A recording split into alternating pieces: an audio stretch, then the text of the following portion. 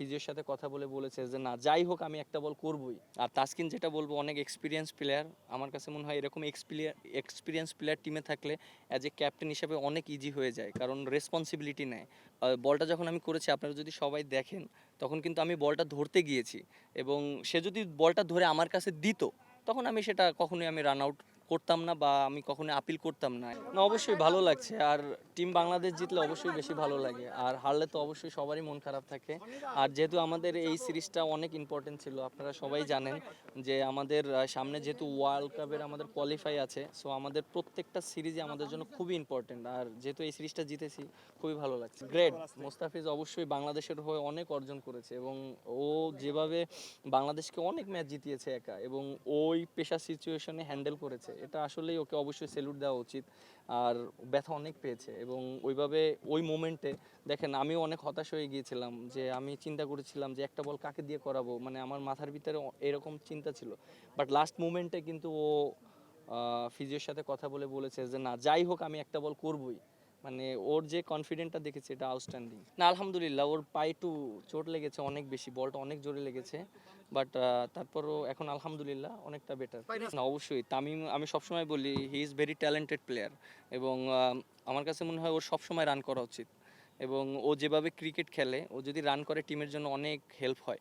আর তাসকিন যেটা বলবো অনেক এক্সপিরিয়েন্স প্লেয়ার। আমার কাছে মনে হয় এরকম এক্সপিরিয়েন্স প্লেয়ার টিমে থাকলে অ্যাজ এ ক্যাপ্টেন হিসেবে অনেক ইজি হয়ে যায়, কারণ রেসপন্সিবিলিটি নেয়। আপনি দেখেন প্রথম পাওয়ার প্লেতে যেভাবে উইকেট নিয়েছে এবং লাস্টে পেশার সিচুয়েশনে আপনার 2টা উইকেট নিয়েছে যখন আমাদের বাংলাদেশ টিমের উইকেট দরকার ছিল। সো এটা আমার কাছে মনে হয় that was great turning point আমার কাছে মনে হয়।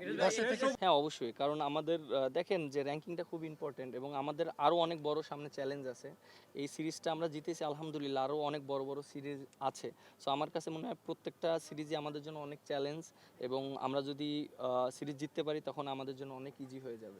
দেখেন আমাদের তো ওইরকম অপশন ছিল না। আর রিশাদ, হ্যাঁ, ফার্স্টের দিকে ও একটু স্ট্রাগল করেছে, বাট ওর প্রতি আমাদের কনফিডেন্টটা ছিল এবং অ্যাজ এ ক্যাপ্টেন হিসেবে আমারও অনেক কনফিডেন্স ছিল যে লাস্ট উইকেট ও 14 রান লাগে। আমার কনফিডেন্স ছিল যে ও একটা হয়তো 6 খেতে পারে, বাট পরেরটা মারতে গেলে আউট হয়ে যাবে।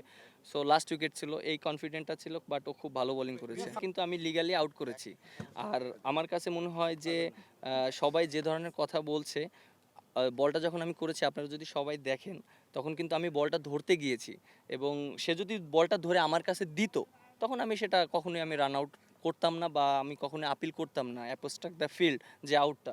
বাট সে কিন্তু বলটা মনে করেন বাইরে থেকে কিন্তু সে বলটা ধরতে গেছে, বাট আমি সেই অপরচুনিটিটা নিয়েছি, কারণ এখানে আমি মনে করি যে সে ভিতরে থাকলে বা বলটা আমাকে যদি দিত আমি কখনোই সেটা করতাম না। বলটা পায়ে লেগেছে, কারণ দেখেন ও সামনে যে আমাকে কিন্তু আটকিয়েছে, কারণ সিঙ্গেল নেওয়ার জন্য অনেক সময় ব্যাটসম্যান এটা করে, এটা ট্যাকটিস করে যে মনে করেন মিস করলে সিঙ্গেল নেবে। সো এটা প্রত্যেকটা ব্যাটসম্যান নন স্ট্রাইকে থেকে করে।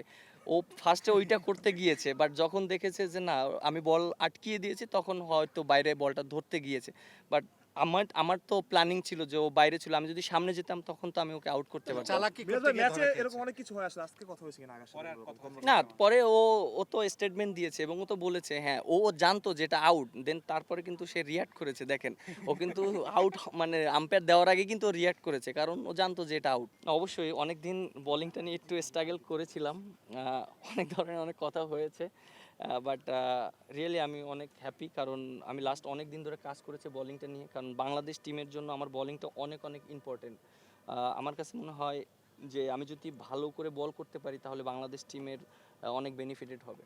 না, আপনি দেখেন যে যখন বলটা রিভিউটা নিয়েছি তখন আমরা ডিসকাস করেছি যে এটা রিভিউ নিতে হবে, এবং আমরা তিনজনের ডিসকাসের মাধ্যমে আমরা রিভিউটা নিয়েছি, কারণ আমাদের যেহেতু অপরচুনিটি আছে কেন আমরা হাতছাড়া করব। দেখেন সৌম্য সরকারের বিষয়টা যে ছিল, আমরা দেখেছি বেশ কিছুদিন ধরে একটু সন্দেহ ছিল না। মানে আপনি যদি বাংলাদেশের ডোমেস্টিক ক্রিকেট দেখেন, তারপরে লাস্ট যে সিরিজটা মানে ডোমেস্টিক ক্রিকেট খেলাটা খেলেছে একটু সন্দেহ ছিল না, বাট আমি অনেক হ্যাপি যে সরকার যেভাবে পরিশ্রম করেছে, এবং আমি অবশ্যই অনেক হ্যাপি এর জন্য যে লাস্ট সিরিজে অনেক ভালো খেলেছে, টিমের জন্য অনেক কন্ট্রিবিউট করেছে। কিন্তু আমাদের প্ল্যান ছিল ডিফারেন্ট ছিল এরকম যে যেহেতু একটু স্ট্রাগল করেছে তানজিম তামিম, দেখেন লাস্ট সিরিজে কিন্তু খেলেনি, সাইফ হাসান এবং সৌম্য সরকার ব্যাটিং করেছে, কিন্তু আমাদের প্ল্যানে ছিল এই সিরিজটা আমরা যেহেতু একটু সন্দেহ কম আছে, তানজিম তামিম এবং সাইফ হাসানকে দিয়ে আমরা ওপেন করাবো।